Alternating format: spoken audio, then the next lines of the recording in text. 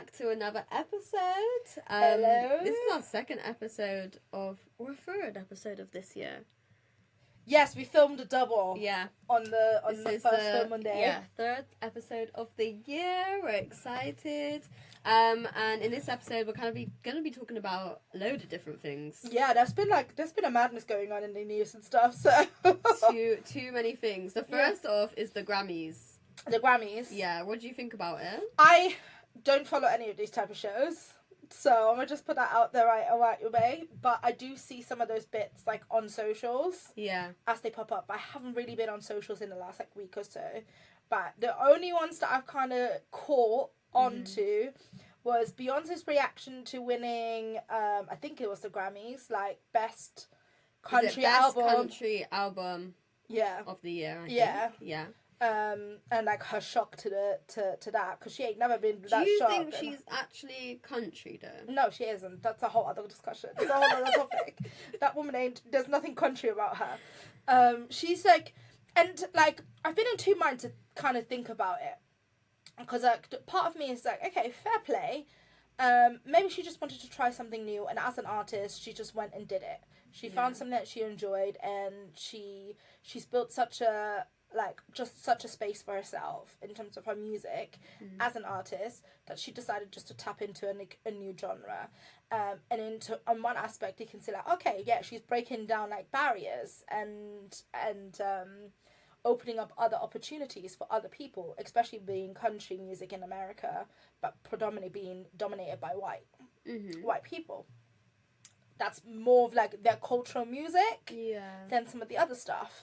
And like if you put it on the other side, obviously you've had loads of like white artists, not to make it like a black or white thing, but if you just put it in terms of like cultural influences, I've had loads of people from different cultures penetrate maybe the quote unquote black music genre, which is like R&B, reggae, rap, you know, all that kind of stuff, and that's become like a multicultural space. Yeah. And so, in that sense, great, amazing, you know. But I think, and I don't know, maybe that's because of just how things have like moved or shifted over the years. I used to really enjoy most of like the early stuff where Beyonce was still with Destiny's Child. But I think now, as I've gotten older, I've become more accustomed to try and understand someone's character, and I think there's some things that have come out and was like, I'm not sure about this person's character, but then kind of would put you off of their music. So how does that relate to her winning that award though? Like her character though, in your opinion of her? Like, it's like, I'm trying to understand, like, does she do it just for like clout, or is she done it because I don't necessarily think she would make a country or a country style album for clout. I just think there are a lot of other country artists out there who are just straight country. That's their genre, and they've worked very hard to, you know, produce music in that genre, and that's like all they do, you know. Yeah. But I think it's like a bit when someone only does it for one album, and you know she's not going to carry on doing country. And I guess it's like a bit of a catch-22, isn't it? It's like, maybe because Beyonce has got such a global like presence in terms of her music, she's very much well recognized now, and well respected. Is her doing a country album allowing other smaller artists to come up who look like her, who represent similar cultural backgrounds or, you know, sectors? Is that creating like a space for them to now be able to break into country music and being taken a bit more seriously? With her winning this award, I think there is an element of it, because at the end of the day, a lot of these, I get what you mean. Like, artists could be inspired by her doing, someone that looks like her doing another country song or something. Yeah, but also I think maybe it's shifting the perspective of the people that hold the power in the industry to bring someone up in that particular genre. At the end of the day, the artists are the artists, but the people that that make the decisions in terms of where something ends up on the charts, who gets a record deal out of it, who's able to then build a whole career out of it. Those are the people in power at the end of the day. And if they, as a collective, don't rate a certain type of people, like, it would make it 10 times harder. I think they have an agenda for what they want those like certain type of people to put out. Yeah.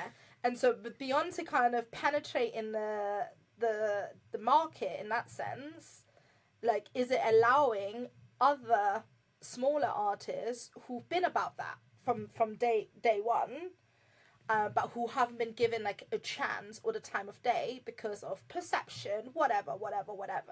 Because there's always that stereotype, isn't it? It's like, oh, you're not going to sell the music. You're not going to be... But that's off of, like, I don't know, I think it's just a lot off of popularity, you know what I mean? Like, and that is the Grammys. We all know that. You know, we all know that's the industry of the music industry. Yeah. Is, you know, it's all about being popular. There are so many different artists that could have won an award like that, but they're not within that. Yeah. You know, that area to do so.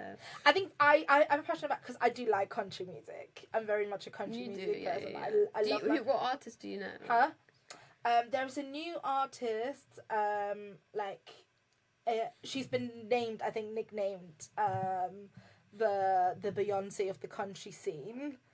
Okay. And, like, she's been, like, a super big fan of Beyonce as well. Like, she idolizes her.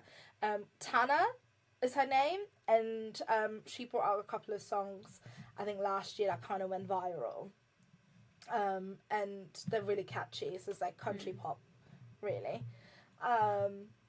And so for someone like her, I can see how significant Beyonce winning a Grammy in this category can really be, because it could allow her. So you're saying it like, for there to even be Beyonce even winning, like, a country album, it opens up to there to be a country category. Was that the first country category of the Grammys? No, the country category has always been, but the fact that Beyonce, as a black woman, I think it is the specifics here is her. She being a black woman, winning the country category is significant. Because that opens up the door. Let's remember, country music is concentrated in America. Yeah, 100%. And she's from Texas. She likes to kind of resonate with the country element, I guess. But that's never been her genre, obviously, up to now. It's not. But also, we know about Texas, from a cultural perspective, it's still very much divided. Yeah. You know, in terms of, like, racial conflict, systemic issues in that. We're now living in a society where we've got Donald Trump as the president. Woo-hoo. You know? So I think there's an element of significance of her being, like, winning this title. Again, like, Beyonce... She's an artist, like I said, like, she is who she is. Like, I've never been the type of person to be overly invested into any particular artist, but I'm just looking at it from, like, I guess maybe, like, a political perspective. Yeah, I get what you mean in terms of she will open doors for other artists that, you know, look like her. I just think it's a shame it's not necessarily country. I wouldn't class... It's pop country, isn't it? It's pop country, and I think that's a shame that it is a bit of a watered down genre for her to even win it. That's the only thing I would say that's a shame about, but I think it, from what you're saying, it is good, you know, for other people to feel like they can tap into that genre. Yeah. Because it's not just for a certain type of people, you know? It'll be interesting just to see, like, whether this is, like, shakes it up a bit, and see whether there's, like, new people kind of popping up on the global, like, platforms. Maybe. From, like, different cultures. I feel like we need something like that. I feel like we need different genres to kind of, like, come in to more the mainstream music industry, I guess. I think at the core, music has always been multicultural and diverse, and I think the systems, which again comes back to the people in the positions of power, have almost categorized different cultures into different genres automatically. But at the root, at the core, when it comes to music has always been a cultural form of expression. you know? The villages in Africa have got their own sound, you know? And I mean that across the continent of Africa. You've got people, like every culture has their there's a own culture, type of music that kind of resonates and speaks to them. And I think once we start, I guess, breaking down those barriers, it'll be quite interesting to see what comes out of it. And I think, I'm hoping now we'll just make music a bit more authentic. Yeah, and less like Afrobeats and Amapiano and stuff like that has been kind of making its way, like, slowly into more of the mainstream music. And I like that, you know? I don't necessarily like pop, so I like different genres, like, coming in and other people from different countries and cultures being able to be represented for their country's music. Yeah. You know? What did you think about, did you see any, like, fashion?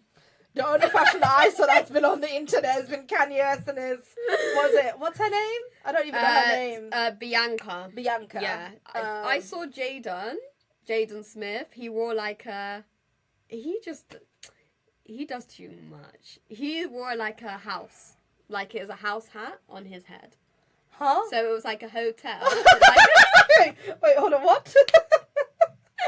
It was like basically a hotel, like a square hotel, and it was like they had like a face thing, and you just he put his head in it, and then he had like a suit. What's the reason? Just out there. He's a very out there guy, and his sister, was it Willow? Yeah. Just wore a bra and panties, and then a coat, like a long trench coat, and that was their look. What was the theme? I think I need to know. I need to understand the theme. I don't know what the theme was. I swear at this point, the theme is nudity. That's what the theme is. Can you Google quickly what the theme, whether the Grammys had got a theme? Because right now it's making no sense to me. But I know some other you know, award ceremonies, they put like a fashion theme. Yeah. And then the concepts start to make a little bit more sense. Grammy theme 2025. Let me see if there's like an unforgettable night. That was the theme. Yeah. What does that mean? Okay, so some people clearly just say shock factor. Was it the Grammys where there was like a fairy tale theme? Mm-hmm. So people would dress up, you know, connecting to different fairy tales, and that's cool. Like you can get creative with that. I think they've lost their creativity. Well, no, I think some people went so far left. Unforgettable night. So no. That actually unforgettable. There's a lot of outfits on that were unforgettable. So maybe they were. That's what I'm saying. Fitting with the theme. Yeah, like Jada, like who goes to a award ceremony with a hat that's a house.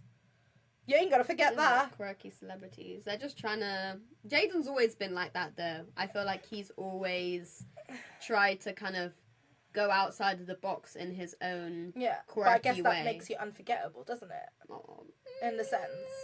We're talking about him. Yeah, exactly. So but you ain't gonna forget that. Unforgettable. Unforgettable. No, not forgettable. Unforgettable. I got confused. I was wondering why you were arguing. Unforgettable. Yeah. Okay. You can't forget. He's unforgettable. Yeah. And then the stunt with Kanye and his wife makes perfect sense.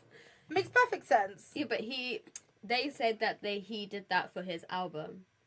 His album cover. He's like trying to promote his album basically, and his album cover like he's had all him, about, and then a woman who's like naked next to him. Yeah. So he wanted to kind of make a statement for that, but obviously he knew it was going to be shocking, you know. Everyone's talking about it, and no one's forgetting it. How can you forget? How can you forget someone just turning up new on the red carpet?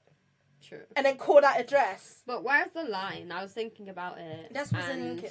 There's children there. There's so many people there. There's news cameras there. Like, so many different people watch the Grammys. Whereas, like, her whole pum-pum was out. Her breast was out. Everything was out. People saw her ass. Like, I've seen her naked. What did I see myself naked at this point?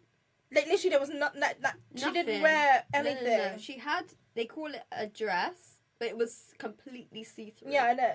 He was acting like, oh, it's taking us ages to design this dress and the tailoring of it. Well, no, they just put You just want they just picked some cling film off the floor. They might as well have wrapped her in cling film at this point. Everything was out. I saw her labia. I hadn't seen anything. Everything that I seen was censored, so I didn't know. Well, I didn't actually see them. Okay, but you know what I mean. like it was that much. All the pictures that I've seen were like censored. So yeah, but where is the line? There is no line at this point. Like, there is no line. Like, he's crossed the line. But if I was to go out into the street naked, I would be arrested. That's what I'm saying. I would be. Do you know what I mean? Why is it that they get to? Because it's do art. This? So this is where it comes. This is where it gets techie. But like, it's a conceptualization, and then you can always argue art, because from day dot, artists have painted people naked in all obscene like positions and but things. Inside their house. Not necessarily inside the house. Like, conceptual art.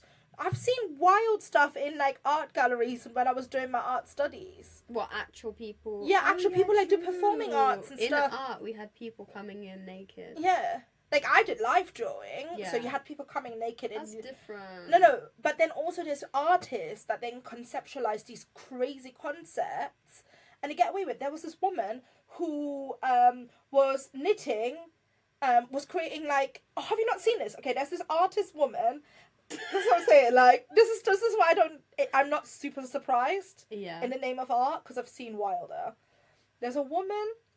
I forgot the name of the artist, but it was a performance piece. So she would go into galleries, like into all like have auctions, and she'd be knitting, like with yarn that's coming out of her pom pom. Oh no! Someone told me about this years ago. Yeah. And then you would see, like, is it in, like, Sweden or something? I don't know. It was in, one of them countries. Well, she went global, though. I don't think she stayed in that country. But, like, the part of it was, like, you could see as she was knitting, like, when she would have her, like, cycle as well. And all of it. So I think the concept was around, like, the female body and the function and all sorts of stuff. It was, yeah, so you could see that. I knew about the what would you call it? Like a performance piece, I guess. Performing arts. I heard about that where she was like pulling it out of herself. Yeah. How the hell did she get in there? That's what I'm saying. Don't even. Ooh. That just sounds hard because that's dry. Ooh. And that's not comfortable either. Can you imagine? It's like pulling out a tampon on a consistent basis. That's what it would feel like. That's the only way I can like envision it. Ooh. Yeah. Yeah. But still, though, like, is it the same? Is it the same as what Kanye West is doing? It is. Like, I don't think there's any difference. I think Kanye has been people for time. are like paying to go and see this nonsense with the woman pulling her. Yeah, but Kanye is all about creating clout when he wants it, and then he'll go off the radar. So he's clearly got something that he's launching or that's coming up, and he needs everyone to talk about him. Do you think that... I think he knows what he's doing, and it's full on just a marketing strategy. Do you think that his wife is there for it and is like happy to go along with all these things, or do you think that he is kind of manipulating her where we have to say, Bianca, blink if you need help? I think it depends, because I think if she sees him as an artistic genius, which I think she's mentioned before, and that's her perception of him, like, that's how she's going to approach it. And so I think she would be open to doing whatever. But I think people who end up getting into that mindset, who start idolizing their partner, that's when it ends up becoming a slippery slope anyways, because you're no longer seeing them for the flawed human being that they're capable of. That is a form of abuse, though, because when people are actually, in quotes, abused, they do want to impress, and they do idolize that other person. It depends, because it needs to be your own psyche, because it's not always down to being abused, because abuse to me would be that you've been coerced into something. If you're willing to go into something, then that says more about you as a person and where you are in terms of your own mental state, for you not to be able to recognize the difference. I'm in two minds, because I don't know if you saw her taking off the coat. Did you see the video? No. Of her taking off. So they walked. She had like a black furry coat on, and she was walking with Kanye, and she was in front. And then they stopped for pictures, and he looked at her and went, she kind of opened it a little bit, but she wasn't going to take it off. And he looked at her and said something along the lines of, take it off. And she was like, what? And he was like, we spoke about this. Just trust me. Oh, so then she turned around, slipped off the coat, and then turned back around, and then we saw all of her everything. Yeah. But I saw another video where she was, again, in a very revealing see-through bodysuit at the after parties of the Grammys. And she was, he was on his phone or whatever, and she was, had the microphone and was singing a song and just doing all of these, sexy moves and, opening her legs and all of this stuff. So that seemed like her free will. So I think it's kind of what do you believe? You can see one element where he's kind of telling her to do something, and she looks uncomfortable, but then another moment where she's kind of doing very similar provocative things, and that's her free will, you know? This is what I'm saying. So I think it's all we can be very quick, as at the end of the day we're outsiders. We don't know what the ins and outs are of their relationship. You know, we don't know what this man is like behind closed doors in the home on a day-to-day basis. We only see the extreme sides, or the version that he decides to portray, you know. And he clearly has a good side to him, because you can see that in how he cares about his children and stuff. And a man that takes care about his kids. Do you care so much about your children when you're kind of flaunting these ladies off? No, that's a other thing. That's a whole other conversation. I don't think that's in quotes, a good dad. What's your inspiration for your daughters? You know, you have sons. Do you treat your women like this? So that's what I'm saying. You have daughters. Do you want your daughters to be doing this? So it's a very different conversation in terms of where does your moral compass start and end, and where, how far, where do you stop when it comes to conceptualizing a woman's body? And I think the bigger conversation is around that topic, because there's some feminists that say we can do what we want. We can do what we want with our world. There's free will. Our body is our body. It's not our fault that other people have objectified it. I know, but I think this is for Kanye. This is for Kanye's album. This is for Kanye's things. And I think when the man is the leader, and then the woman is kind of doing something for him, I think that's where it is a problem. When a woman is showing her own body for herself, but then there's that's you, and you don't know what you want. I guess so, but then there's the other parts of the concept where people will be arguing, well, she's submissive. That's her husband. She's submitting to her husband. And that's what she's choosing to do. And clearly, she's safe. She feels safe enough to submit to her husband. This is what I'm saying. We can look at it from the outside's perspective and put all of our opinions towards it, but we don't actually truly understand the ins and outs of that relationship. Do I personally agree with his approach in terms of how he dresses her? And he's very open about him being the one that dresses her and the clothes that he puts her in. No, I don't agree with it. Because I think you're robbing her of the ability. I do believe in modesty. And that's a personal choice. If you're a woman who chooses not to be modest, that again is your personal choice. You can do what you want. I'm not going to be one to judge you. But I do believe in modesty. I think there is something about our bodies that is sacred.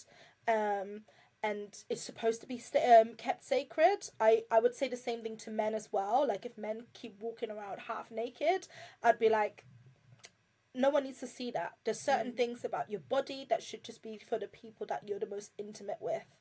I think...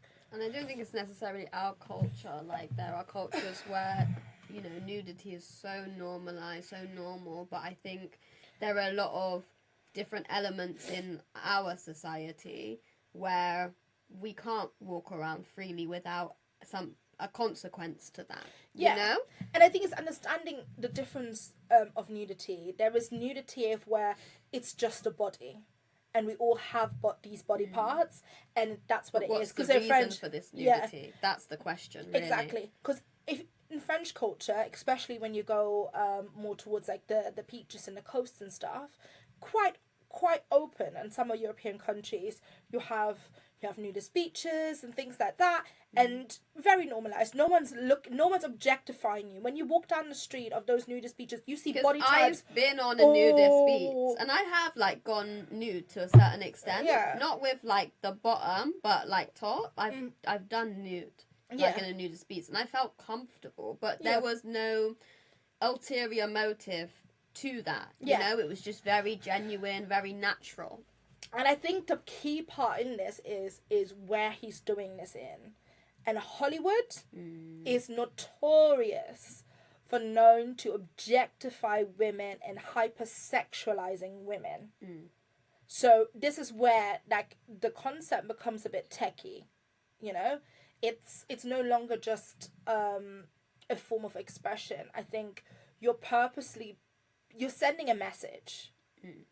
Exactly. And I do agree with you to a certain extent. If you're raising your kids, if you're raising your kids in this city, in this space, in this industry, and you're raising daughters, you can't sit there and tell your daughters you need to be covered from head to toe, but have you dressed your wife half naked or entirely naked. I think those kids were doomed from the start, having a mother and having a father who are in the Hollywood scene and in the industry where they've kind of, you know, where Kim has even done very controversial things. And I think this comes back down to selling your soul. Like, what are you doing this for? If you're literally doing it for this perception of power through fame. Well, yeah, they've always wanted to be famous. But that's not real life. That's not a reason, no. That's not real life. Like, you're chasing a status, and this is when it becomes an objectification, because you're saying, I'm selling myself to the industry and its standards, regardless of what they are, and you have no backbone in that. And I think that's what I struggle with. It's very different for him to maybe have done that in like, oh, I'm doing an art gallery show, and this is the concept behind it, this is the reason, this is the... Well, he would say his reason is for his album. That is technically art. You know, in his world, that's art. You know? He's promoting his album through this performance. That's what he would say in his mind. My question... I get that, but my question goes back to his wife. Like, why are you letting him do this to you? No, that's something that she only knows. That's something that she only knows. Exactly. Like, if you... Like, this is what I'm saying. I can't necessarily sit there and put all the blame on Kanye. She is wearing the clothes that he's putting her in. She's going along with it. Like, she's on his arm everywhere they go and stuff. So, this is what I'm saying. I think it becomes... Like, it goes beyond maybe just an external expression. Like, you don't know what's going on within their relationship, what agreements that they've had, what kind of conversations they had. And if she's someone that's idolizing him, which to me, from the outside looking in with everything that's going on, it does seem like it. Because for her to be so open and going along with all of these, like, I guess, schemes and, I don't know, like, what... games, whatever he's doing, or concepts, like, she clearly does believe in what he's doing. Wow, I hope next year these outfits are way better. I just want them to the do a theme, Grammys- modesty. Just do one year. People will be like, what's that? How do I do that? How Yeah. do I style myself? Modesty? Yeah. What? I just want to see the theme, modesty, and see what they come up with. That would be a bigger shock in today's society. That's true. People are like, If- what? If Grammys would just say like modesty as the concept, like True. it's just it. But this again, like Hollywood is a whole concept in itself. It's a hot mess. It's It's just a mess. it's It's not even hot baffling. anymore. It's just a mess. a mess. It's not real life. Like this is just another proof to say that this isn't real life. But that's what we gotta teach. You know, the people that view, the younger people that view all this stuff. This isn't normal. This isn't real life. This is just a show. It's entertainment. It's literally That's purely what it is. it's And we pure just gotta show. protect. You know, mothers and dads just gotta protect their children in the way that they can. Yeah, You know, because that's on TV. that's what it is. But you just imagine like growing up in that space. No, I know. Like I can't comprehend it. Have you heard about the woman in Pakistan? I seen brief stuff, and that, again, I don't know what's going on. I don't know whether everyone woke up this 2025 and was said like we're choosing crazy. Yeah. No matter what. There's something in the air, I think. I'm just like, it's mad. So there was this lady, and she matched with a 19-year-old. Baffled. Because he how was- old she's? She's like 30, She's 32. 32. Yeah. That's like me going out with an 18-year-old. Yeah. And that's weird. But she basically catfished him. She made herself very light-skinned. No, she made herself be a white woman, wasn't it? Yeah, white woman and with blonde hair. So obviously in Pakistan, unfortunately, there is like colorism, so they idolize more lighter skin tones. Yeah. So he was like, yes, Yeah. please, come to my country. So obviously she flew over to Pakistan, and she arrived at his family home, and they took one look at her and said, Absolutely "Hell not. to the no, get out."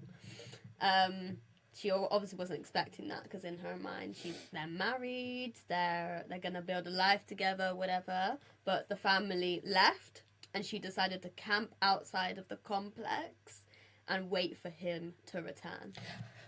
Couple of things Yeah. with this. How? Because I saw the video that you sent me. Hmm. How can you get married without seeing each other? I That- could never. Apparently, there's an online thing, like I an think it's online like ceremony. I don't know whether it's a Muslim. Yeah, I thing, think it's a Muslim but thing. you can get married online. I don't know whether it's official or not, and how well, we it's- seem official as in like official and married. So I think I might be wrong. So, but obviously, what we deem to be marriage in this country is You have to linked. sign documents. Yeah, but and it's very linked legal. to the Church of England, essentially. The Christian. the marriage conception or conceptualization is kind of linked to the principles of like the Christianity and whatever. Yeah. And I guess with the Muslim faith, it's linked to the, I think it's the Sharia law, which is their I'm not quite yeah sure actually. yeah. So they have their own law, which is like linked to the Muslim religion. And then I do think there's something about how marriage is conducted, Okay. kind of thing. So it would be legal in their country, because if the country is under the Sharia law, Yeah.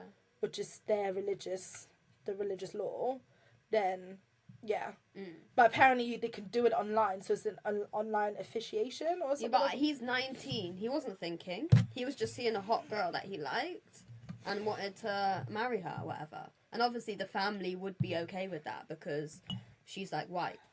So like that's like in their minds, like that's fine. But she arrived and she's a black woman from New York, and they were like, hell no, this isn't happening. I have so many questions. What are the questions? Like,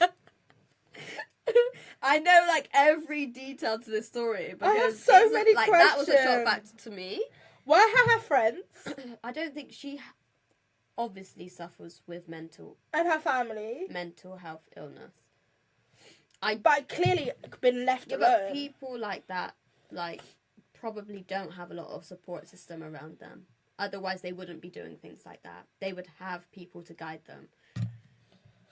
So she obviously took this opportunity and decided to go to Pakistan for the love of her life.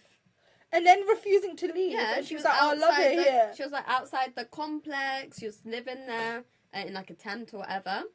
And it was gaining a lot of traction. She was trying to get their papers. She's trying to get their Pakistani papers. She's trying to get Pakistani papers, but it gained a lot of traction from the local news because it's a very extreme thing to do.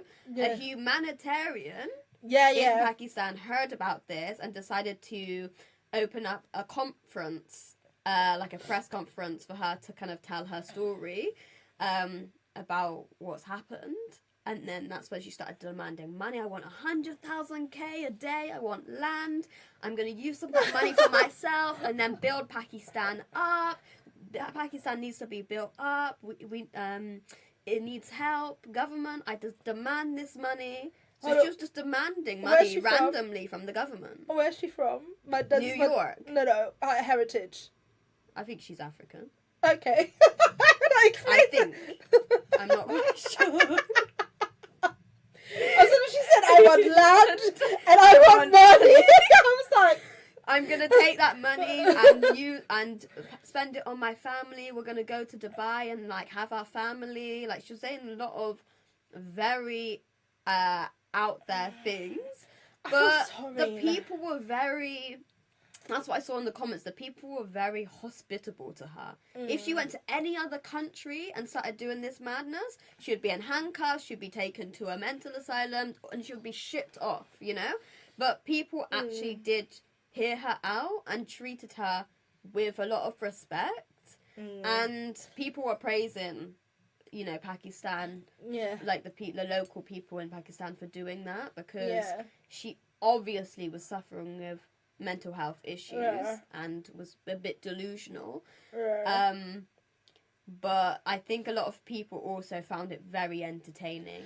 I know, and I think this is where I start to struggle again. I think I'm deeping it more so these maybe this year, just with all the madness. It's like and having social media and stuff, like we're losing the ability to be compassionate and trying to understand that someone's actually suffering. You know, that's a woman. But this is a story. Like she was suffering with mental health. It was clear as day. But the way she was treated was the right way to be treated. And people did the humanitarian. Like took her in almost. They put a roof over her head. They fed her. They had transport for her. Like she was treated really well in that country, and that's what people were applauding her for. And we don't usually get that. That's fair for the people in the country. My struggle is with us on the other side. Oh yeah, media, of course. Like using this as like a form of entertainment, and then profiting and capitalizing off of it. So we'll capitalize. It's very common. Like something goes viral, someone's suffering goes viral, and stuff. You see all of the gossip channels, all of these like other media, like small media things, they jump on the bandwagon to try and capitalize and make profits off of it. I know we're doing it right now because we're talking about it. Yeah, but I think we're talking about it in just like trying to understand the situation. Like, but I think part of the biggest problem that what I'm starting to see when this type of stuff is happening, the fact that people record it and the fact that it ends up on the internet and then it becomes like a global viral thing. Like, we're not safe anymore to be human beings and make a mistake. Can you imagine? That's true, actually. Like, you were just having a breakdown. That's true. The other day, I was in Lidl and there was this woman who, she was obviously had her own mental health issues going on, and I think maybe she was homeless or something. And she stole from the shop, and she was battling with the security guard, like trying to get him off, and she just like had the alcohol in her hand, and there was a guy behind him filming it and laughing, and I was like, this is a very upsetting situation, you know, that's happening. She's obviously got her problems, you know, and you feel that the right thing to do is get your phone out and film her when she's at her lowest point in her life. And like that, like from what you're saying, that really was like, wow, is this what we're doing? Is this, you know, instead of trying to help in a situation, you would rather laugh at someone and, like you said, capitalize on it. I think this is it. Like, I think the more I'm looking through social media, the more I'm seeing these things and everything that's going on. Obviously, Trump and everything that he's doing as well.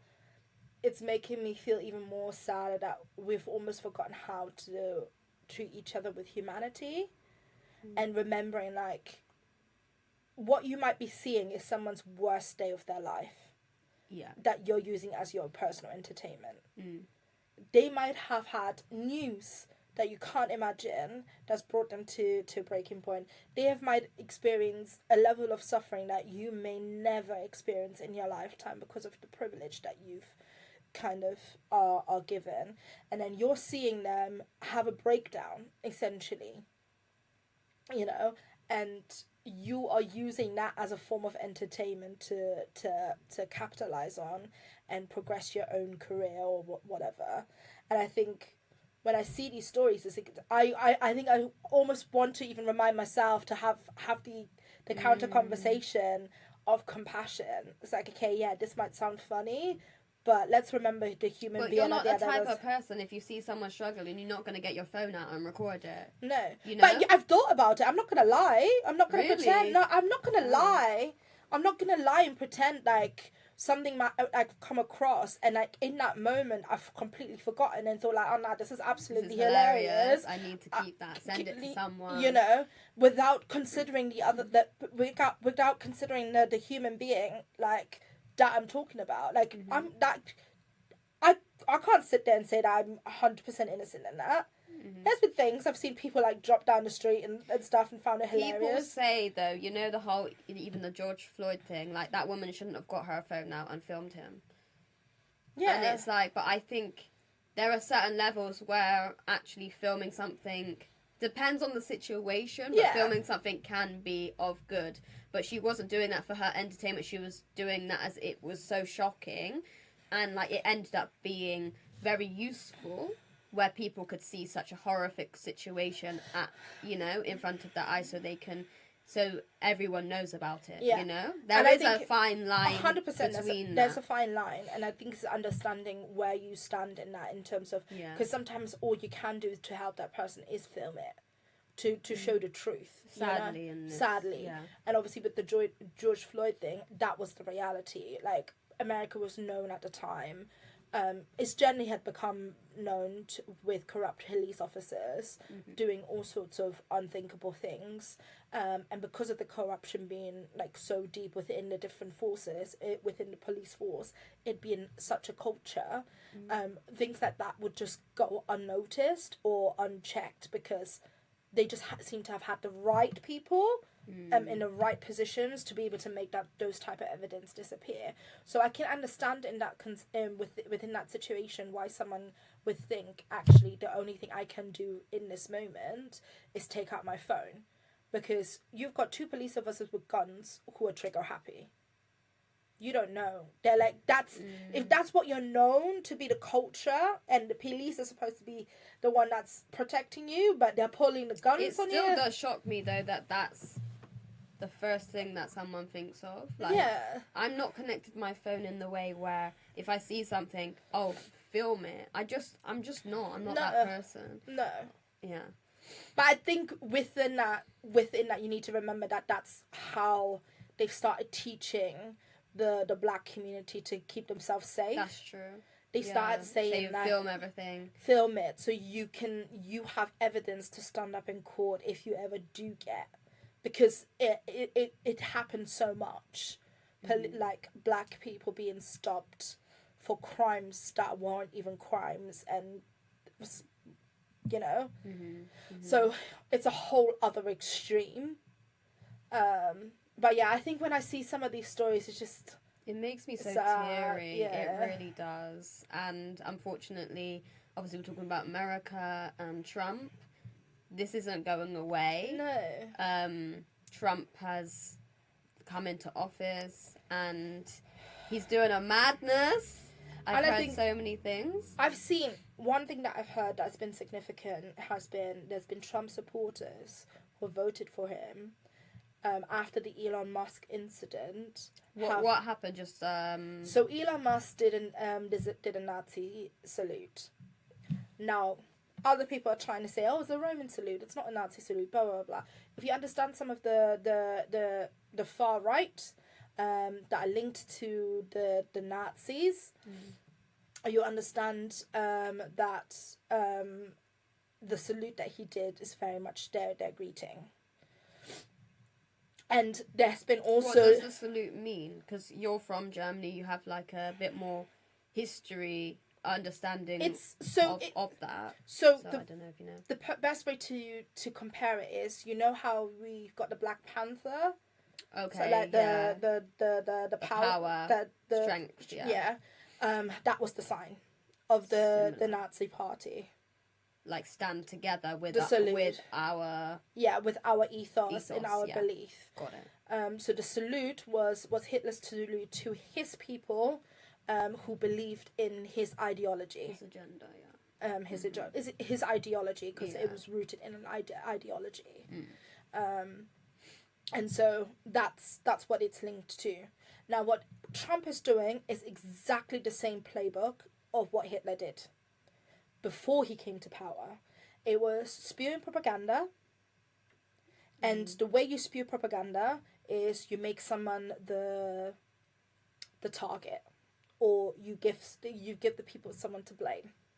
So back then, Hitler blamed the Jews. The Jews at the time were quite affluent. They were able to build a lot of wealth. They had they had strong communities. Infrastructure, etc. And was he jealous of that then? Yes. So a lot of it's rooted. Like, you gotta always remember, when stuff like this happens, it's always linked to money. It is always linked to money. So his party and the people that he had supporting him was about making Germany great again. That was his same. It was the same. It sounds very similar. Yeah, that was the same thing. It was the exact same thing, ethos. And the part was different communities were being they were gaining economic power. And the Germans, certain people within the within society, did not like the power that these communities were growing. It goes back to colonialism. It goes back to the colonists. You know, that power struggle. It became like a fear of losing their status, fear of their importance. The fear of their supremacy as the white power, aka. And so that's where the propaganda started being spewed, saying the Jews are the fault, the Jews are the issue, blah blah blah blah. And blah. in Trump's version, it's immigrants, so Mexican black, but predominantly Mexican in this. And I saw an image of them people actually being handcuffs and put onto planes and being taken back, and some of these people have never been to that country before. It's very scary. It's all rooted down into a false sense of privilege. But I'm sorry, if we go right back, not full sense of privilege, entitlement, a full sense of entitlement. No, of course, but if you go right back, Americans are not even Americans, the original Americans. So if you're talking about people going back to Mexico, you need to go back to Europe then, where you came from. Exactly. So it goes right back to the old... It's such a hypocrisy. It's crazy. It is. It's the old age struggle of the people that stole the land initially being fearful of losing their power. And that's what we're seeing. Africa and the quote-unquote third world have got the fastest economic growth in the last few years. And the West's economic growth has significantly dropped. So now the West, who've built their entire power of stealth, of stealing and lying and scheming, That's the reality. Mm-hmm. Yeah. Now you I have lose the EDL people saying get out of our country. Da, Yeah. da, da. It's all kind of linked, and the reason why there's this struggle is because if Africa, and this is why there was another lady that I seen online, and she kind of perfectly put it. It's like there have been African leaders that have been trying to oppose the West for years, and what the West will start doing is they will meddle within the politics. There will be backdoor schemes of assassinations, but if you follow the money, it's always linked back to the same type of people. So you gotta follow the money. So back in and this is one thing that I've just learned, when Hitler was in power, he during his reign he became a billionaire. During his reign, he managed to become a billionaire. So he had people, his supporters, and he targeted the people to support him were big financial corporations. And the way you get that level of traction is you make promises to the big capitalistic corporations. If you get me into power, you can do this, and I'll make sure you get this. That's just government in general. That's government. Like Trump is exactly the same. This is what I'm saying. It's literally the same playbook. Trump hasn't got any ideologies. No. He is following his ideology is about Brexit. money. It's like, oh, it's about wealth. England is gonna benefit from exiting from the European Union, and it hasn't. It's completely, the economy is completely dropped, and we're way worse off from leaving the EU. And they promised people, these things that are lies, not true at all. Yeah. And we need to learn. We need to learn from, these things. And I think it's the problem why I think the UK started to oppose the European Union is like, you need to remember the European Union was a collective. So it was a group of countries that came together and started to say, like, let's arrange each other together, come up with laws that mutually benefit each other. And you need to think about that from like humanistic perspective, being able to collaborate with other countries and other people of diverse natures and come to an agreement so that everyone benefits from it. Yeah, that's power in itself. But there will always be a few individuals that want more of the pie. And who in those type of concepts don't feel satisfied. So ultimately it goes back down to greed. America's always been greedy. Germany became greedy when Hitler was in power. And it never benefits the people. It never benefits the individual people. No, that's it never. Complete lies. And one thing that you got to start watching out for is how people change quickly. The people that you might have thought were your friends can switch up in a heartbeat when it comes to survival. Yeah, and that's 100%. What's happened back then. And then what happens is they then get conditioned to these ideologies out of survival, and they're forced to submit to certain moral things that they may have never before submitted. Had they not had their rights taken away. And this is what we're seeing. The way that Trump is pulling all of these strings really quickly, changing things really quickly, is psychologically to disillusion us. Because there's so much happening so quickly, we can't keep up. It's overwhelming. Psychologically, it's absolutely overwhelming. There's no... you can't target everything all at once. So then you start shutting down. Because now we're going to survival mode. Yeah, of course. And that's when you become... If you're in survival mode, you can be told anything. People don't have time to combat it. No. What he's doing or it's very strategic, and that's exactly what Hitler did as well. Before he got into power, and you're seeing the beginning. Like he's starting to build the detention centers, but we don't know what's happening in those detention centers, where like all these people being shipped. That's exactly what they said with the Jews. It's like these are detention centers, and back in there, it's like Jews was the biggest thing. Jews was the was the people that he made the enemy, because you needed an enemy for the people to start submitting to the ideology.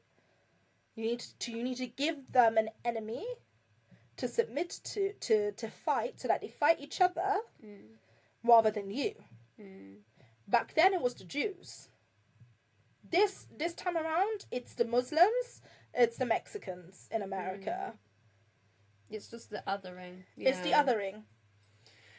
We gotta keep our eyes open, and we just gotta love each other. Like, we gotta educate ourselves in understanding other cultures, other countries, and loving each other. That's really the true part of it, is love, and not allowing someone to brainwash you in thinking that someone is illegal or don't have rights. No. Like, we're all equal. And that's the main point. And I think this comes back down to what I keep forgetting her name. I really need to start remembering her name.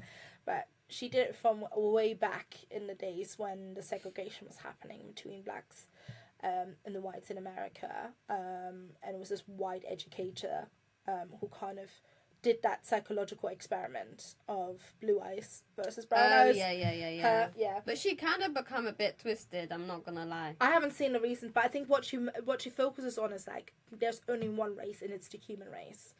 Like, our culture, our skin because colour. She started saying the N-word at certain points, and she thought she had the right to start. She started turning a bit weird. No, things that come out. Let's look into it. Let's look into it, because she might have done it to make a point. No, it wasn't. No, she was actually talking, like, saying, like, to people, and, like, was happily freely using the word. I'd research like, I'm into uncomfortable about that.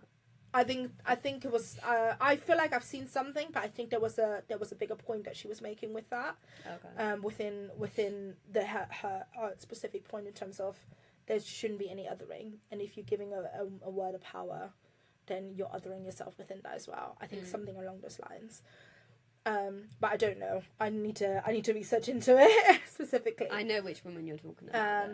But I think the point, regardless or irrespective of that, the point that she makes, and I think still stands to this day, is there is no different races. It's just one race. We are the human race. Yeah, there's different cultures, there's different countries, but we're all human beings at the end of the day. We're all human beings. We all bleed the same way. We bleed the same blood. We need to remember that. We may have different DNA markers, but when you cut each one of us open, we all bleed red. You know, and at the core, if we start remembering that, no political party, no cultural like concept, no I don't know, different ideologies can penetrate that, because if you start to see people just as a human being that they are, you'll learn how to gain more understanding for the differences and tolerance. But we're going back. We're regressing. We're going back to the ages of division. Of we're focusing on our differences rather than what unites us. But I think people just gotta keep talking about it, and just gotta. It comes from us at the end of the day. Yeah. We're the power.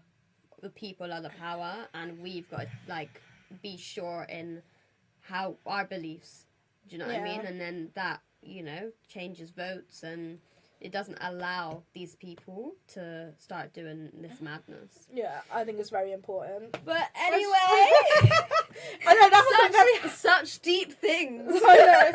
Let's end on a good note. You said you had a book, so we wanted to start doing something about maybe sharing something that we're reading at the moment. Yeah. And you said you had a book that you wanted to. Let me get it. Yeah. It's just helped me over the past month, really. It's called Zen, and it's basically following Buddhist practices, and it's the art of simple living. So I've been struggling with, like, a couple of different things, just simple things, because I work full time and sometimes it can get overwhelming. So I bought this book in hopes that it could just bring me back, make me become grounded again. Yeah. And start focusing on the simple things and how to be able to deal with the simple things. So, for example, I was struggling with even doing my washing. It's super simple, but I think when you read something simple over and over again, it starts to become a part of your unconsciousness, and then you'll start to practice it. Is there an example? So don't waste time worrying about things you cannot control. And then it goes into a little explanation. Oh, that's Or definitely me. I need that. arrange your room simply. So when you were on holiday, I arranged my, if you notice, the extra shelf there. Yeah. I arranged my room, and I've been able to keep up with just the simple things within my room because I arranged it in a way that I can, carry on doing simple things. Oh, I haven't seen your new room arrangement. Oh, come have a look. It's really nice. Come have a look. Discard what you don't need. I'm still working on that, but I'm getting there. I've done a massive clear out. Do not be swayed by the opinions of others. That's a hard one, but yeah, I get that. What else? Breathe slowly. Mm. It's just super simple things that you can start to put into place when you live in a city, when things get overwhelming. We struggle to do the simple things, and I think this really does just put it into perspective and help you find your own way of how to live simply. I may have to borrow that book. I feel like January felt a lot. I feel like I needed something for 2025. I just felt like I needed just more tips. I know, what I need to do and the things that I need, but I needed some guidance, but just in a simple way. There's a lot of things that overwhelm us, social media, healthy eating, exercise, and then everyone has their opinion, and it kind of can overwhelm people in doing actually things that we do like every day, but are trying to get better at it, Do you think that it might be linked to, I say this because we've kind of had this discussion. Yeah. I don't know if you've changed your mind on it, but do you think that might be linked to like your neurodivergency? Do you still feel like you have a neurodivergency? Yeah, I do. Yeah. I feel like I have like ADHD or whatever, but I don't think my mind is as hectic as it used to be. I think I've been over time been able to channel my mind to be calm. I had such a active mind, and I wasn't able for so long to be able to control that, to be able to kind of think, simply.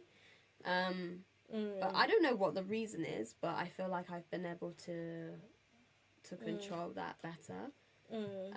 But I think it's not just a neurodivergent thing in a way in terms of this. I think it's not normal for people to work long hours, and then they're so focused on working all of these hours, and children and other things kind of get so overwhelming. I think that's a human thing. People forget how to... Yeah.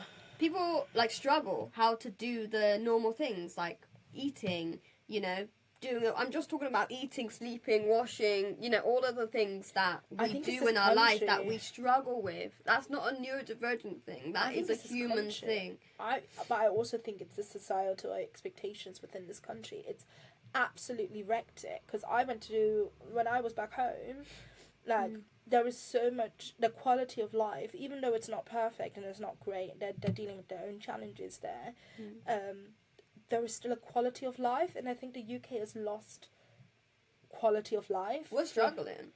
For majority of the population. I think there's a small percentage in this country that have able to build or are able to sustain a quality of life. Yeah. But that comes with a lot of power and finances. Yeah.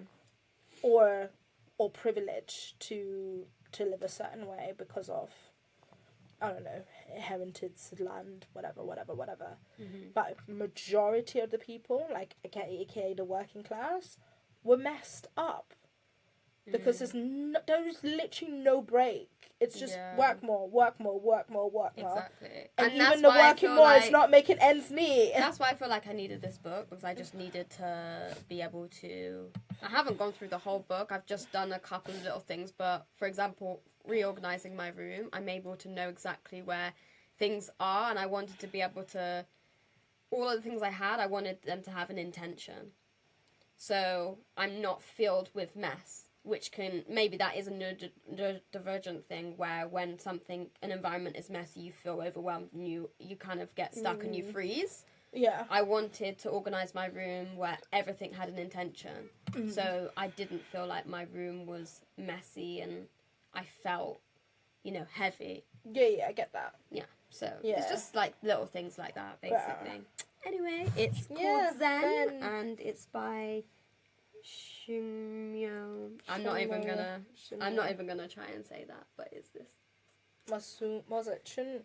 Shimyo Masuno. Yeah. I'm gonna pretend like I read that out. You can borrow it when you want. Yeah, I'm gonna borrow some of those tips. But yeah, thanks for listening. Don't forget to like, subscribe, comment. Yes. What did you like about the Grammys, and what do you think about our political conversation that we had? Yes. Like, chip in, let us know your thoughts. Don't forget, like, I really want us to try and get this, but we have an email address. Oh, yeah. If you want to send us stories, dilemmas. We'll put it in the bio because I can't remember it. Yeah. Topics is SistasnSync@gmail.com, but we'll put it in the bio. Like, drop us an email. Let us hear your thoughts. You can send it anonymously. Because we would love to do some more stuff along those lines. We really want to hear what everyone is thinking, and thanks for watching, thanks for listening. See you in the next one. And don't forget to check us on Spotify as well. Yeah. Bye. Sweet, I'm so tired.